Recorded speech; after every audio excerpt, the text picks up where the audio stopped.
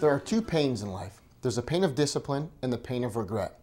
Now, many of you see a chiropractor for your pain, but I would put that in the pain of regret.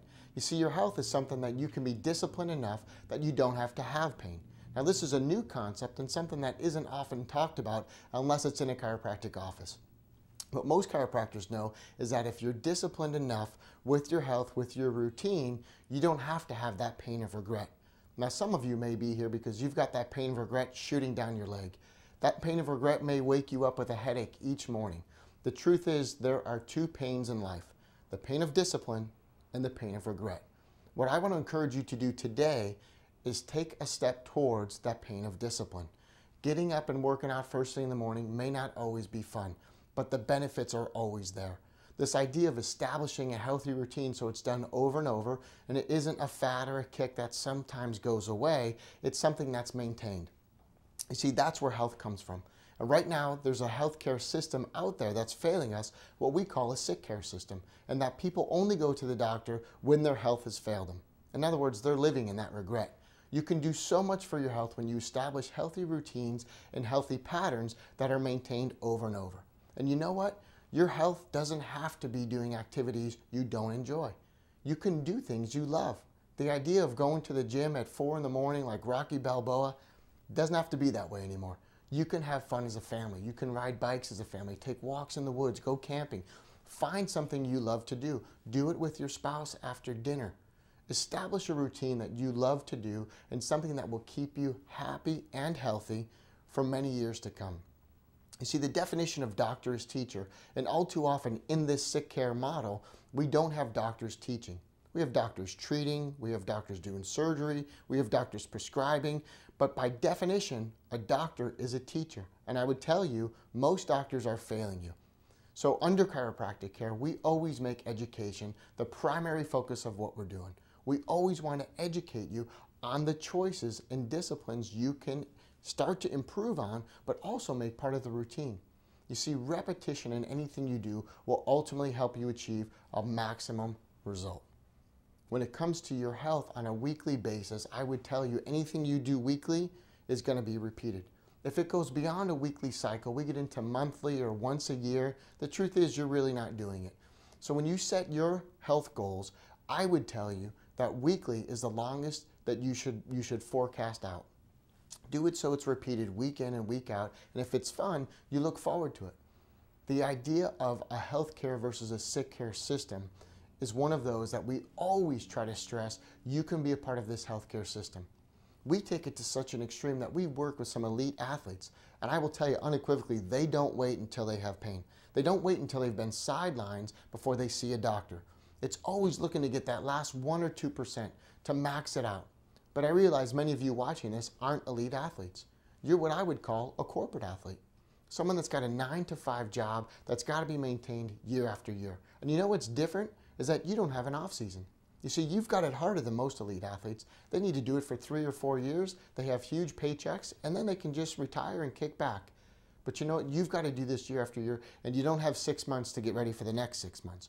You've got to do it now, and it needs to be repeated this week and the week after. So the keys that we're going over here is that it needs to be fun. It's got to be something that keeps you engaged. Include other people. It can be social. Include your children. You don't need to be isolated. Get healthy on the healthy thoughts and then repeat them.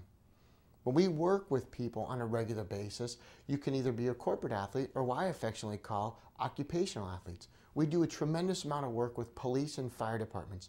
Now there's a physical profession that needs to be accomplished for the next 20 to 30 years.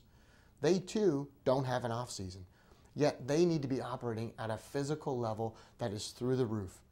Your life one day might depend on it. And I can tell you, working with these people on an extreme level, working through wellness grants and working through money that's available, they don't wait until they're sidelines. They don't wait until they can't do something. They are always working at an elite level, and they know they need to do that. So borrowing from some of the elite athletes and occupational athletes that we work with, I would tell you, you can implement some tools right away that would benefit you. There's different times of day for your workouts that might be beneficial. The research shows us that middle of the day is some of the best time to do physical activity. It releases stress and it helps you reprioritize the second part of your day. If you can't work out in the middle of the day or you don't have a corporate gym, then one of the things I would do is I would say work out right when your work day is done, when it's completed. It allows you to shift gears before family time, before having a meal, or right after the meal. That would be the second best time. And the third best option is first thing in the morning. Now, most of us, that isn't ideal. But if you run a super busy schedule and you are a CEO or a CFO or someone that has a schedule very much like that, then that might be the only time you have. So what you can do is get up early, start your day with a workout so we can check it off the list, and then anything thereafter would be towards what it is you need to accomplish for your career, your family, or your children. But your health is addressed right away. And to put this in perfect perspective, what happens when your health fails you?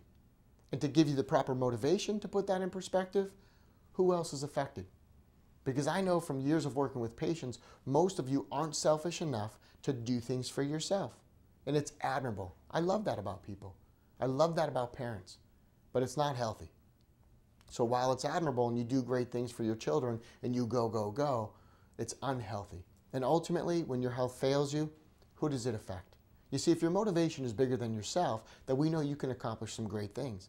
And when you're sick and laying in bed or your back goes out and you have sciatica, that's usually when you think of the doctor. And in this office, we would tell you that's too late.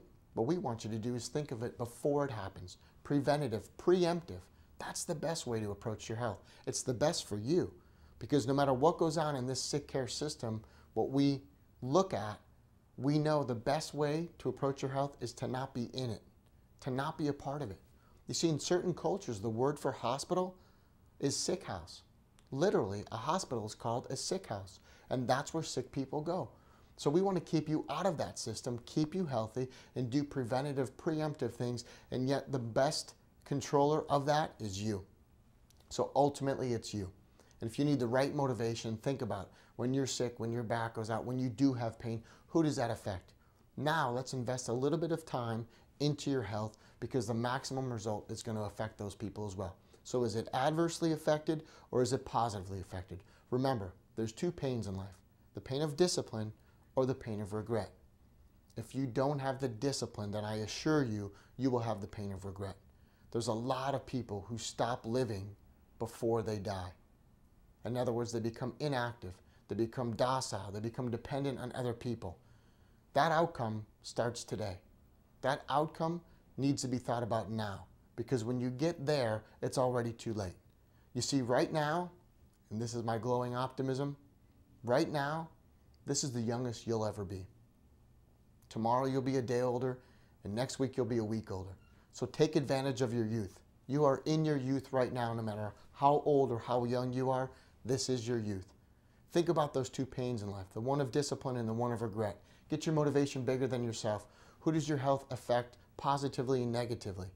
Let's drive towards that, make those changes, and start today.